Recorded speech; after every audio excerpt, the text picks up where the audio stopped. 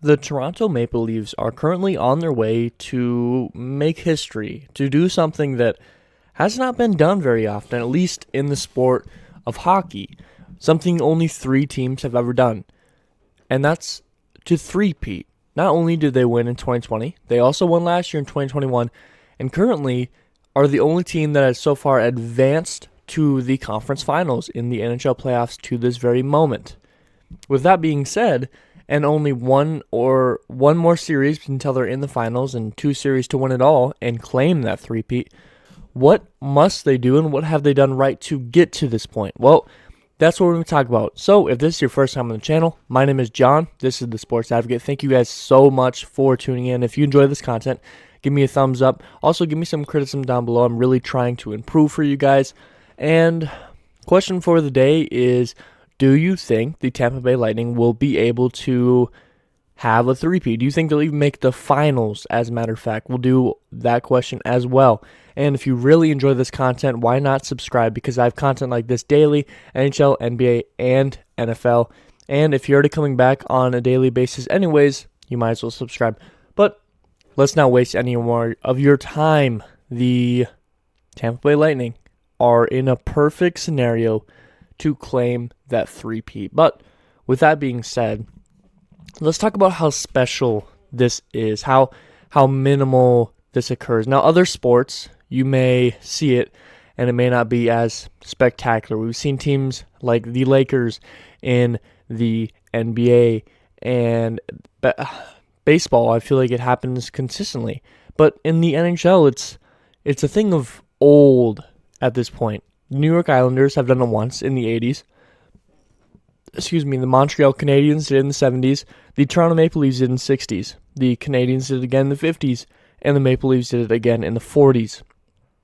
But with that being said, the most recent team to three-peat was 40 years ago.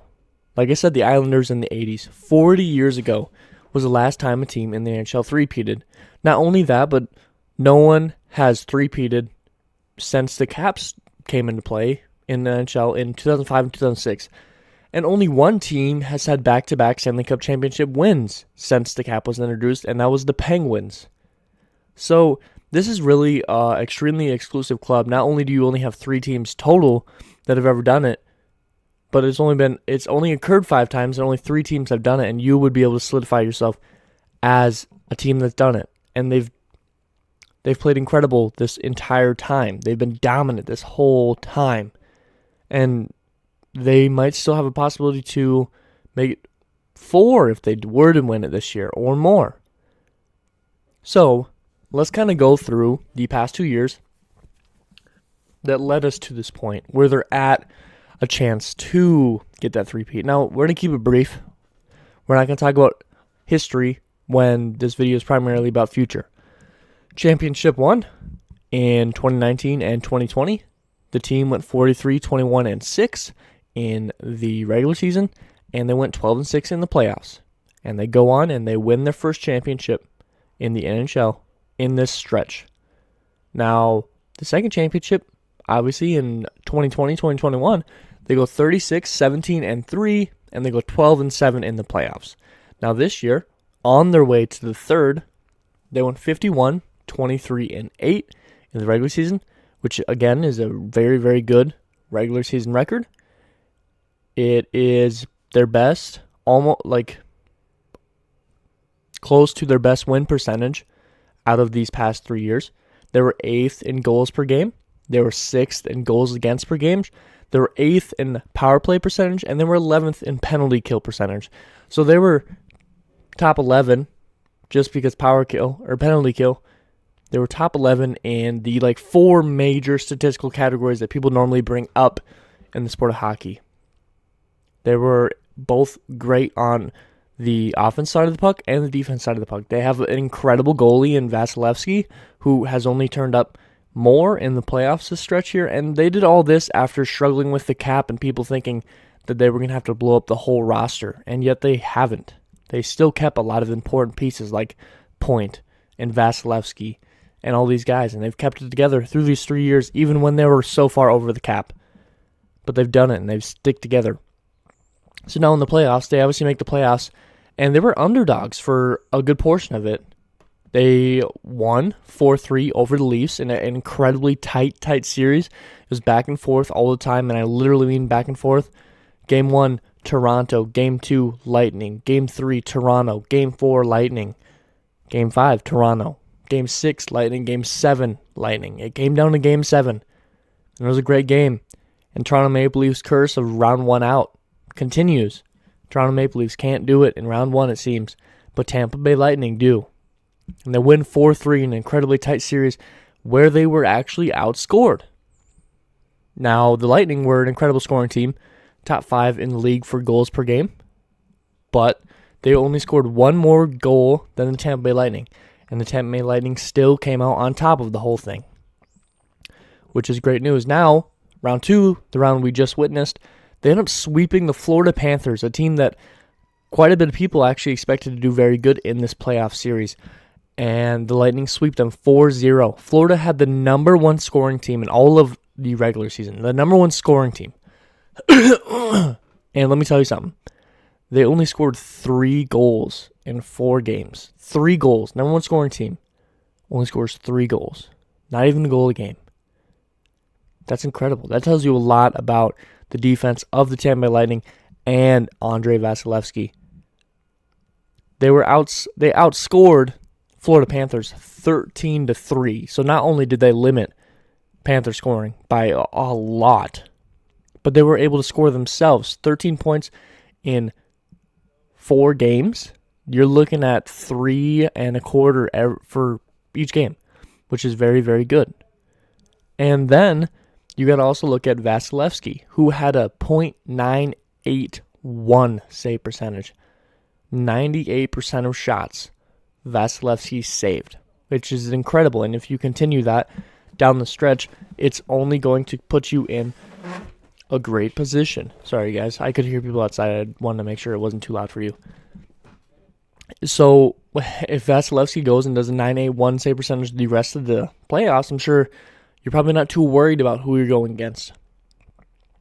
They already beat the number 1 scoring team, but with that being said, who is in their way? What is in their way? What's in the way of a three-peat?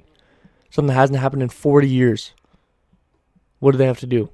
Well, they got to win the conference finals and the finals. They have 2 more series to win. They have to win at least 8 more games. Well, they have to win 8 more games. There's no at least. It's you have to win 8.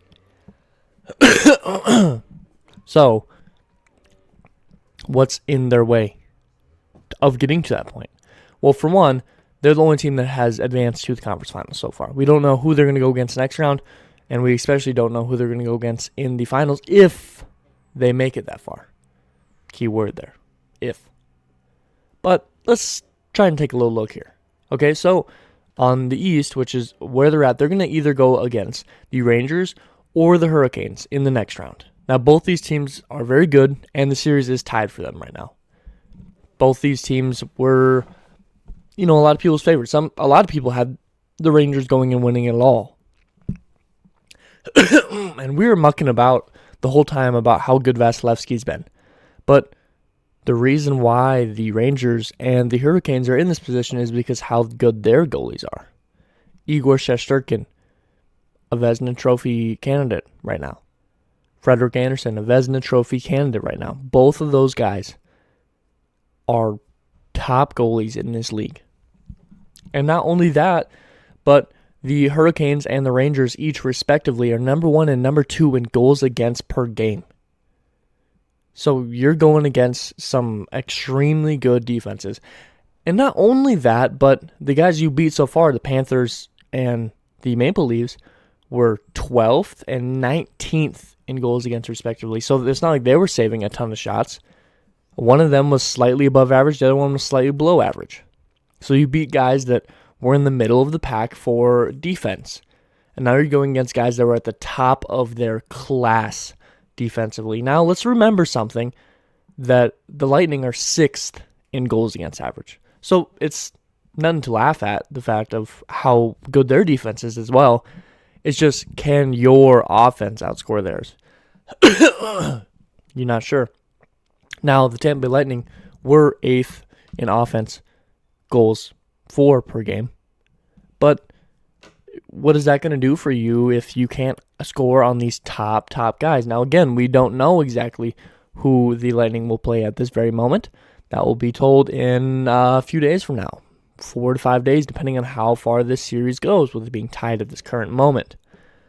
But the Lightning did already beat the number 1 and number 2 scoring teams.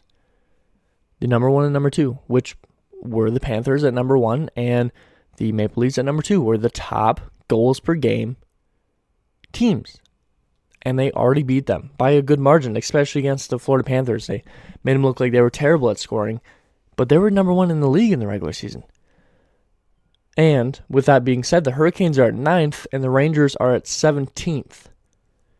So, you're going against the complete opposite of what you're going against. Before, you were going against top scoring teams, and your defense was able to hold up with Vasilevsky.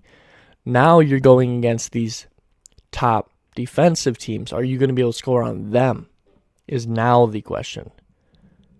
And we don't know who's going to win, but let's look at some things real quick. So, the number 1 scoring team is the number 1 defensive team.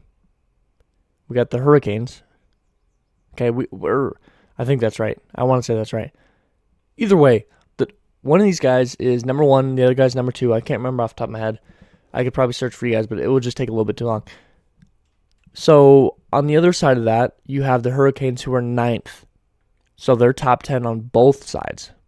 And the Rangers, who are 17th, so they're below average, but they still can make it work, especially when Igor Shesterkin is doing the things that he does consistently, when he's saving 60, 70 shots and giving you that chance in 3 overtimes. You're going to get a chance. I mean, the Penguins are very, very good at scoring, especially with Sidney Crosby, and the Rangers still came out on top there. So how much does it matter that the Lightning are 8th in scoring? That's something you got to worry about. And not only that, but if the Lightning were to beat out whomever advances, Hurricanes or Rangers, you still make the finals if you win this. You still got to beat out the West, whomever comes out on top in the West. And again, we don't know who are the most likely options because there's still 4 teams remaining out West. You have the Colorado Avalanche, which are top 10 in both scoring and defense. And they look incredible, but a lot of people are saying they're maybe a little bit overrated. That only time will tell. And they're going against the Blues, who also have looked very good and actually are a lot of people's favorites to win it all before the playoffs even started. Next up, you also have the Oilers, who I feel like fit the mold a little bit better for the teams that Lightning have beat already. They have a very good scoring with people like Leon Draisaitl and Connor McDavid, and their defense is not top tier, but you have your goalie, your 40-year-old goalie that's giving you a chance at this current moment. And you beat a Kings team that was very good at getting the puck and making those goals go in with a great goalie. But you beat them out. Along with the Oilers, you also have the possibility of going against the Flames, who have a very, very good defense. Something that you have not seen a lot of so far as the Lightning. Another Vezina Trophy candidate. And their offense, again, is not incredible. So there's a couple options here, not only on your side of the conference with the Hurricanes and with the Rangers, on these guys that have top defenses that you have to go against, but there's a possibility that the other side, on the West, you might have to go against another top defense, a guy with a phenomenal goalie on that side. Colorado Avalanche are extremely good defensively. The Flames have Markstrom, who has been incredible as a goalie. So, to this point, it's been a lot about how good can your defense be. But these last 2 series, it's going to come down to how good can your offense be. How good can your offense be? Now, you have guys that can go out and do it. No one's saying you don't. But when you're going against these top goalies, it's going to be hard. You're going to second-guess shots. You're going to, overplay shots or cause penalties because you're upset. And can you manage that? Can you keep it together and not only score offensively, but still have Vasilevsky playing at a top-tier level. I mean, if he is a 9.81, you're not too worried, but let's be real. What's the chance of that? He had an 8.97, I think, in round 1. That's not top tier. So it's going to take a lot of both in these remaining series, where before it was maybe a little bit more of the other. What will they do? What can they do? Will they be the first team in 40 years to three-peat? The first team since the cap was introduced to three-peat? Or will it just be another team that gets back-to-backs and then disappears and becomes the lower part of the playoffs and doesn't get super far? We'll only have a few time to figure this out. Will this be a true dynasty? Or will this be a team that got hot for a little bit? Will they have enough cap to get it back together next year, whether they win or not? There's a lot of questions for this team. So what do you think? Do you think they have the chance to three-peat? If not, when do they lose? If you don't think they will three-peat, when do they lose? Do they make it to the finals and then lose? Or do they lose here in the conference? That's a question, and I'd appreciate you guys' answers. If you enjoyed this video, give me a thumbs up. Also, give me some criticism. I'm really trying to improve for you guys. If you really enjoyed this video and you want to see more like it, subscribe. I have content daily. NFL, NBA, and NHL. Not only that, but it seems like a lot of you guys come back anyways and aren't subscribed. So just subscribe. You're going to see me more often. You're going to know when I upload right away.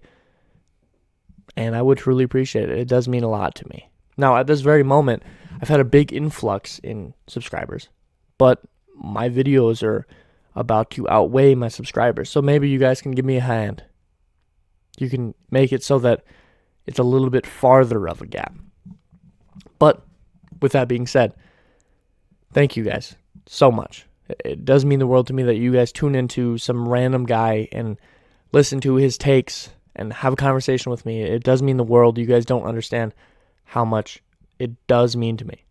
But with that being said, I hope I touched them today. There was a lot of information here, but I think it was shared in a good format that you could fully understand. I hope it made you smile. I hope it made you laugh. That's something that's really important to me. Affect someone else's day in a great way. And as always, you guys all be safe out there.